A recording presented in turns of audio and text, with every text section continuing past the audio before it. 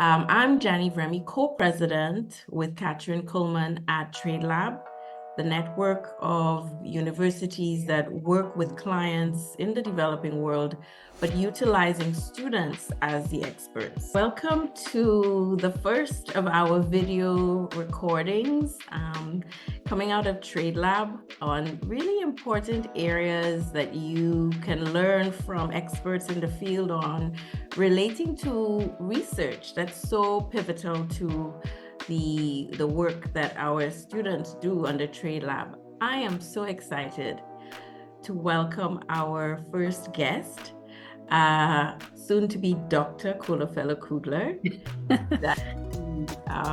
a counsel at the Advisory Center for WTO Law and a PhD fellow at the University of Lucerne, where she's actually very close to completing her extremely important topical work on trade and AI. And given her PhD topic, but also I would imagine her utilization of AI for her own research, we thought, well, why don't we share this wonderful set of knowledge to other students who are doing research in trade, as well as lecturers who confront issues on how to treat AI-generated research that students do. What are the ethical issues that arise? But also, how do we utilize it to the best possible ultimate ends that can actually result in much better research and much better work products? So let me hand over to Kholofelo, who's going to take us through a presentation about the topic. And I've named this presentation, How to Train Your Trade AI. Thank you so much. Thank you, Jan Yves, and thank you, TradeLab, for having me. It's such a pleasure for me to share with you my learnings, actually. I think I learned on the job how to do research with AI, as I learned on the job about my topic with trade and AI, with international standards on trade and services. So this has been very much a labor of love and discovery and passion. And I hope to share some of the things that I've learned, and also hopefully hear from you, and also let you explore some of the things that I've been able to find in the few years that I've been doing research on AI tools. I'm sure you're very, very aware that these things are very, very new. There are many of them out there. So I hope you enjoy this curated list that I have created, and also, sharing some of the concerns and the ethical issues that have arisen from the use of AI, which is now, the pervasive use of AI in our daily lives.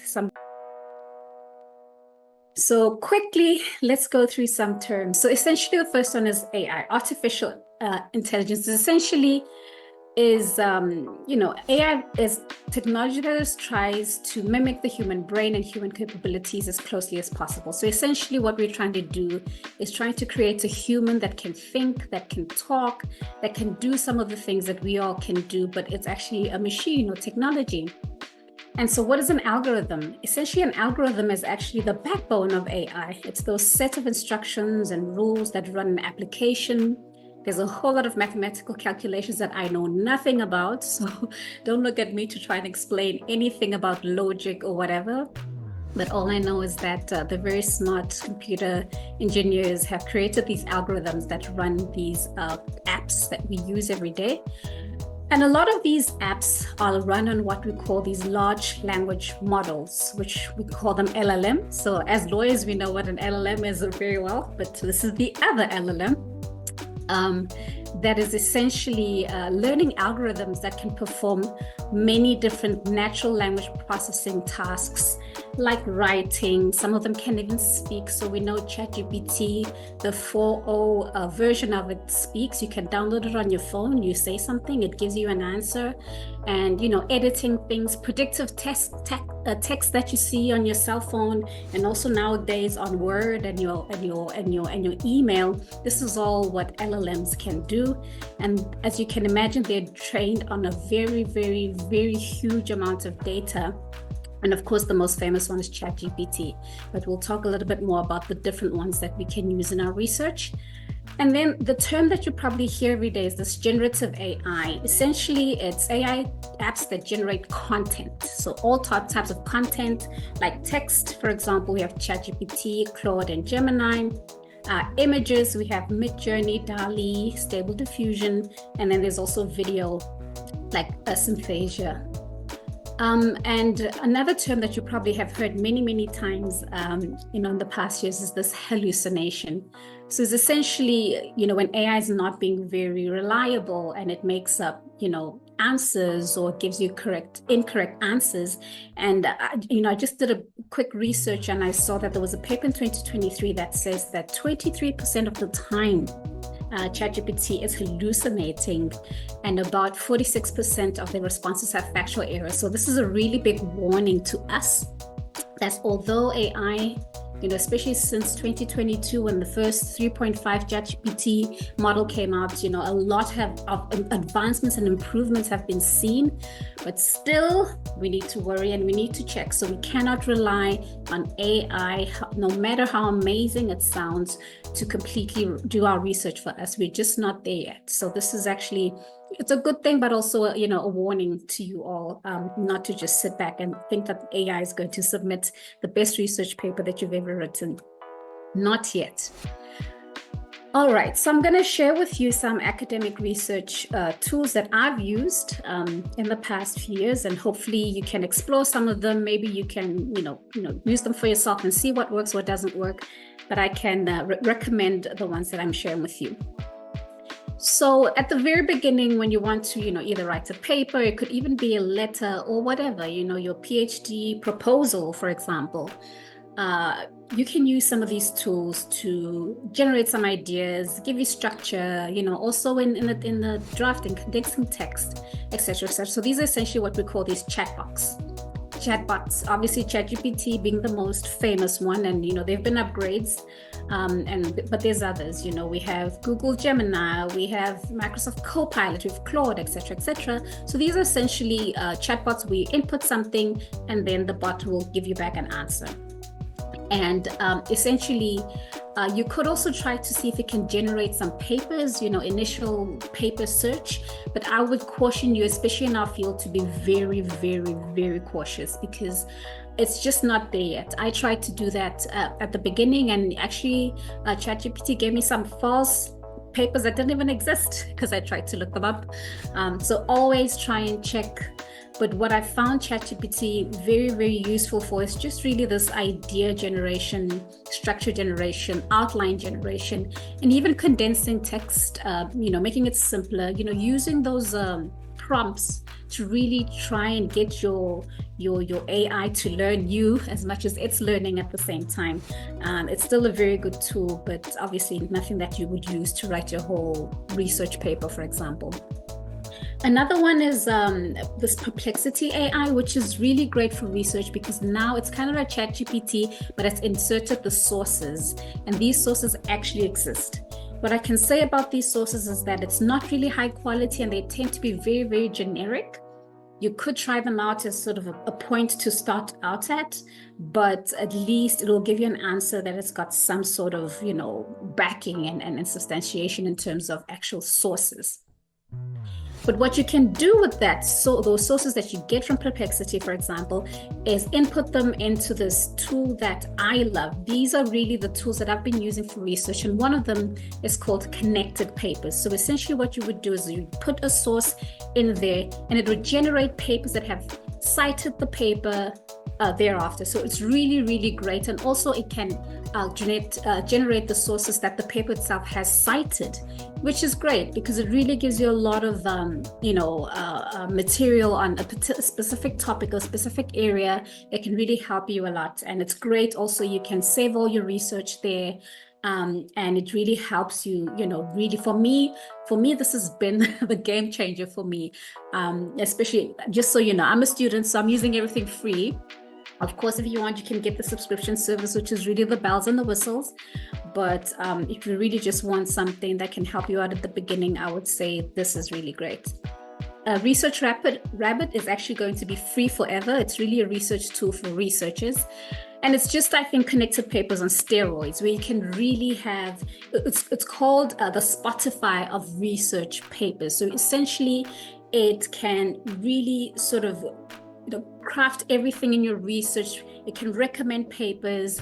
It can really do a lot that Spotify does. And that's, if you think about Spotify, really in terms of research, authors, topics, whatever you want, you just input in there, and it keeps recommending things to you. It sends you notifications, etc., etc. Really curating a research topic. So you could really use this a lot in your PhD. To help you with a lot of aspects in research. So it's really a tool that I've used a bit. I really sort of didn't get into the depth of it because I think with research already with connected papers, I was able to do a lot, but I've tested it out and it's really, really great. You can visualize papers, you can visualize research, you can really do a lot. And what's great about it, it's open source forever. So you can use it also to refute claims, for example, and see if some of the claims have been refuted. This is very, very useful in research. Site, it's subscription only. I think it goes even a step better than Research Rabbit, but I mean, this is really for those, I think, sort of research labs. If you're a student, you could use it. You have to pay something for it, but it's really AI research tools on steroids, as I said before. There's some of them that I would just mention, like elicit.com, that helps, for example, with literature reviews, which would be very helpful for those of us that write literature reviews. Consensus AI, and then Semantic Scholar as well. You're free to look at all of these and check them out yourself. Some of the tools that helps, summarize papers. So you have all your papers now, you've got them from connected papers, from Research Rapids or whatever. You've got a whole bunch now. You're like, oh my God, I've saved it all, on my computer. I'm going to have to read all these. Well, there are some tools that can help you actually summarize those research papers, with tags and everything. So you can really create, flashcards. You can put in the PDFs, and you can extract tables and figures and images, whatever. So you really sort of kind of using the PDF as sort of summarizing the PDF, summarizing the papers. That can be very, very useful, of course, for you to see whether it's useful or not, whether you can use some of this material or not, if it's completely irrelevant to your topic or not. I would recommend this. Another one that I recommend is this chat PDF, where you can actually upload the PDF and kind of talk to it. So ask it questions. Does it have this? Does it have that? You can keep an index of the questions that you've asked. It's sort of, it's ChatGPT, but you're talking to the paper itself. So I think that's, even sort of a step, one step away from that. Useful things that you can use for research. So one of the things that I think AI for me has kind of really supported me a lot is writing support, grammar, editing. And I use Grammarly. I bought the subscription. For me, it was worth the money. I don't know how much it is, like 20, 30 francs a month, whatever it is. But it's for me, it's been a game changer. I mean, I speak English. I think I use English very well, but, if you really want to get to that level of perfecting, the language and everything, I would recommend Grammarly. There's tons of them. Also, there's some, for example, Deeply, that is, not only just, for checking grammar, but also you can translate text into different languages, etc., etc. But just on the point of translation, I really, even Deeply and Google Translator, you still have to check. So it would be worth your time if you are, researching in different languages. Just check with a native speaker if it's what it is, and because sometimes it's not really precise. So obviously, as I said to you, these tools are great, but they're really not perfect. So really always be aware when you use it for anything. Always make sure that you check. And those are sort of the things that have come out in the AI discussions, that there has to be human oversight. So make sure that you check on your intern. For me, I call it a very, very smart intern, but you have to check on your intern to make sure that the intern is doing what they're supposed to do. So I've just provided some useful sources on AI, and this a gentleman called Dr. Bilal, I love him. I follow him on Twitter. He's really, I would think, the AI research guru. So if you really want to get, somebody who really knows how to use these tools every day very well and really uses them all the time.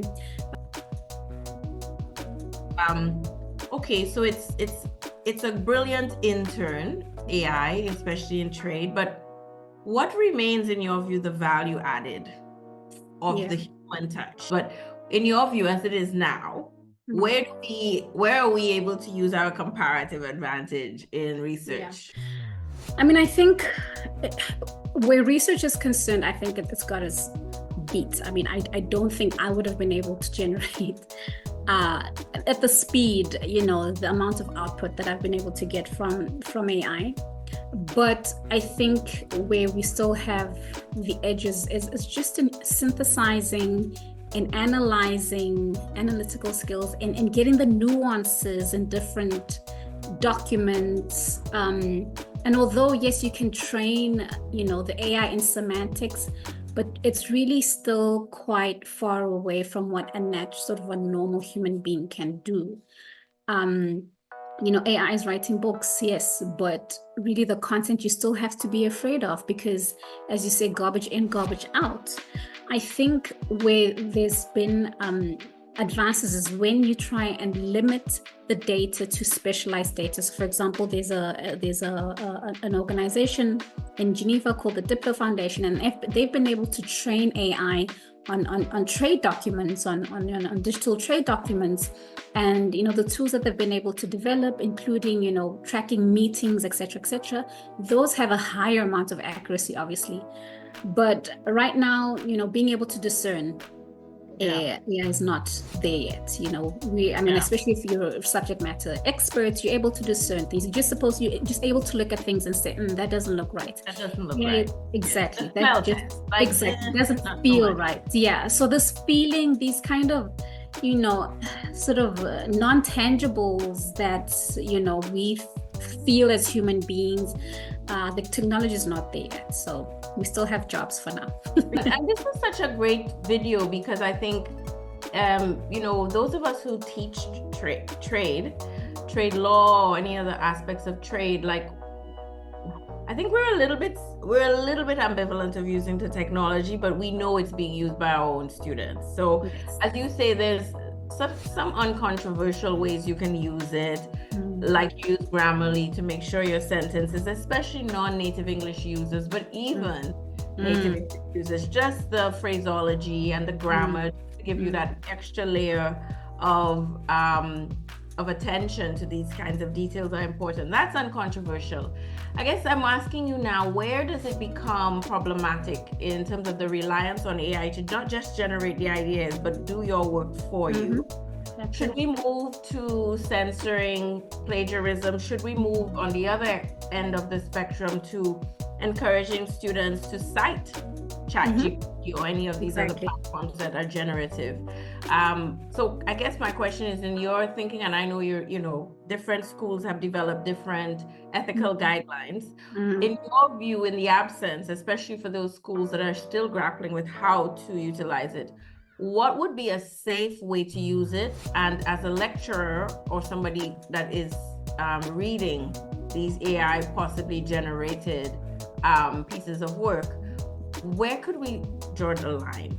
Yeah, you know, as you said, there's really literally various schools of thought. So various schools have adopted various policies, but it ranges. So, you know, there's even the idea generation that you have to, you know, cite AI if it's generated your structure, your ideas, because that's ideas that you didn't have, right? So, and then obviously the, you know, uncontroversial one is when you let the AI write for you, obviously. And that is where schools kind of draw the line. Like, you know, sure, use it to generate the structure, use it to even perfect and condense, but don't let the AI write the whole paragraph, write the whole paper for you. And what you do is go back and just put in a few, you know, footnotes here and there. You have to cite, I mean, and even in my PhD, I'm writing what is called an AI declaration statement, where I have to explain exactly how I used AI in my research. And so I will say that I used it in, you know, the research in the papers. I've used it in, you know, correcting grammar and condensing language. You know, so transparency has become a big thing in AI and AI research because, you know, it's an ethical issue. You know, it's plagiarism. Yeah, Let's I love the see. idea of the AI declaratory statement. I mean, if you do have maybe the template for that, or is it that something you generate yourself? Yeah, you just have to tell them what you did. Oh, that's really How an you used interesting it. way. Yeah. Yeah, because I think that would kind of cover your bases. Because I can tell you, in all honesty, I will draft a paragraph or I will put my ideas on a blank canvas. And then I will say to ChatGPT, well, can you make sure the grammar is correct? Or can you perfect a sentence? But I think it's so important to get your own ideas there, and then ChatGPT then just becomes a way of synthesizing. And I mean, as you said, how to train your AI, that's very important, right? I think we've had this conversation, is that you have to train your AI as much as possible to sound as human as possible at the end, obviously. I mean, you don't want it to be writing for you. So as you said, you have to put the input in there. And I think that's where a lot of schools kind of agree, is that where we draw the line is you saying, can you write this, that? Yeah, and maybe one other way that schools can get around, because at the end of the day, you want to make sure students understand the content. So in some ways, it's oral exams, or after you get the written text, you close, you get them to close the book, and you ask oral questions. Did you get this?